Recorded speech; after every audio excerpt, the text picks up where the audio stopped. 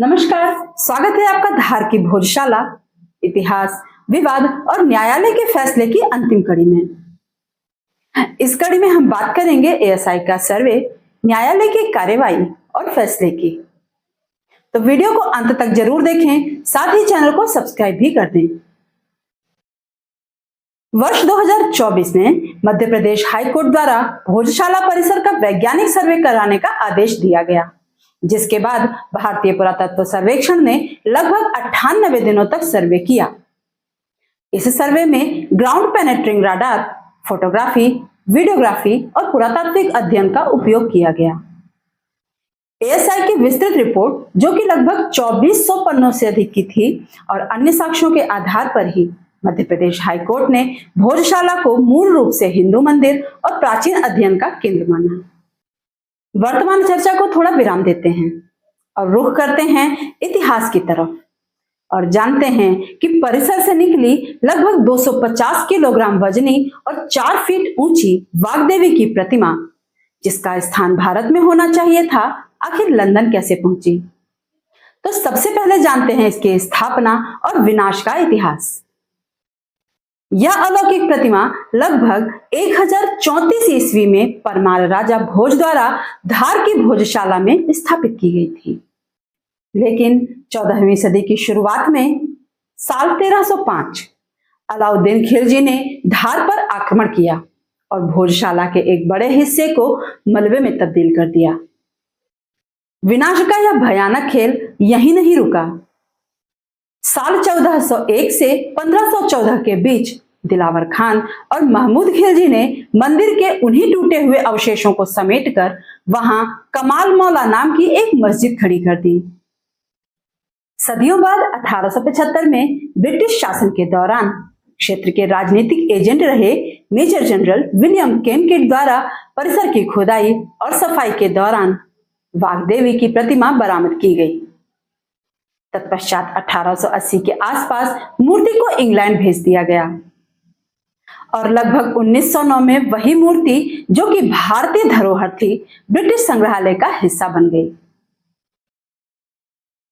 लौटते हैं वर्तमान में और जानते हैं एएसआई को भोजशाला के उत्खनन के दौरान किस प्रकार के प्राचीन मंदिरों के अवशेष मिले हैं।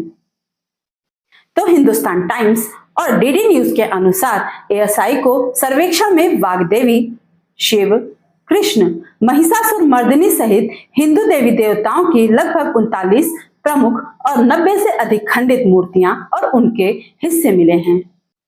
इतना ही नहीं, यहाँ पर पत्थरों और खंभों पर संस्कृत और प्राकृत भाषा में लिखे प्राचीन श्लोक और शिलालेख मिले हैं।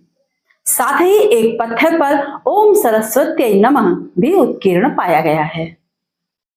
परिसर में स्थित लगभग 100 से अधिक हिंदू देवी देवताओं की नक्काशी वाले खंभे भी मिले हैं। साथ में यज्ञ कुंड और परमार कालीन प्राचीन अवशेषों की पुख्ता प्रमाण प्राप्त हुए हैं। हालांकि इन सब के बावजूद भी मुस्लिम पक्ष ने एएसआई की रिपोर्ट को पक्षपातपूर्ण बताया और इस पर आपत्ति भी दर्ज कराई। मामला सुप्रीम कोर्ट पहुंचा, जहां पर मुस्लिम पक्ष ने एएसआई सर्वे और उससे जुड़ी वीडियोग्राफी पर प्रश्न चिन्ह लगाए। मौलाना कमरुद्दीन वेलफेयर सोसाइटी ने एएसआई रिपोर्ट में पूर्वाग्रह का आरोप लगाया। मुस्लिम पक्ष के अनुसार यहां संरचना में विध्वंस और कार्बन डेटिंग का भी अभाव है। मुस्लिम पक्ष की इतनी आपत्तियों के बावजूद सुप्रीम कोर्ट ने फैसले की कमान हाई कोर्ट के हाथ में ही रखी और कहा कि इन आपत्तियों पर मध्य प्रदेश हाईकोर्ट ही विचार करेगा।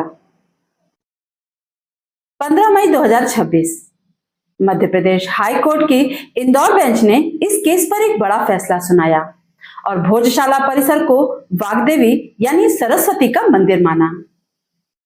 इतना ही नहीं, कोर्ट ने 2003 की उस व्यवस्था को भी पूर्णतया रद्द कर दिया जिसमें मुस्लिमों को शुक्रवार को नमाज की अनुमति दी गई थी।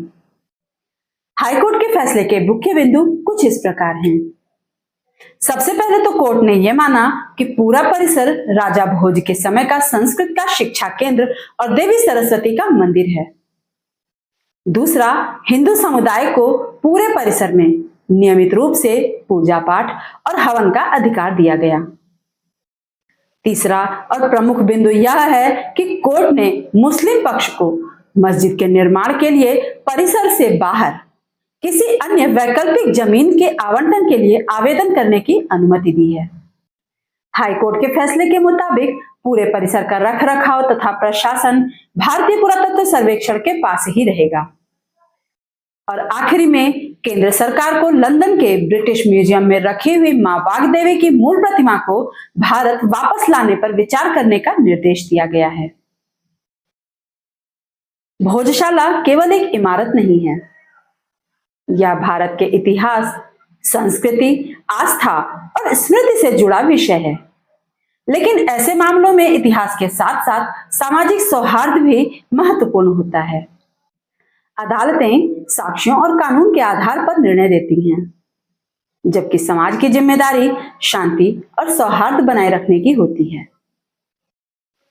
धार की भोजशाला, जहां इतिहास, आस्था और न्याय तीनों एक साथ दिखाई देते हैं।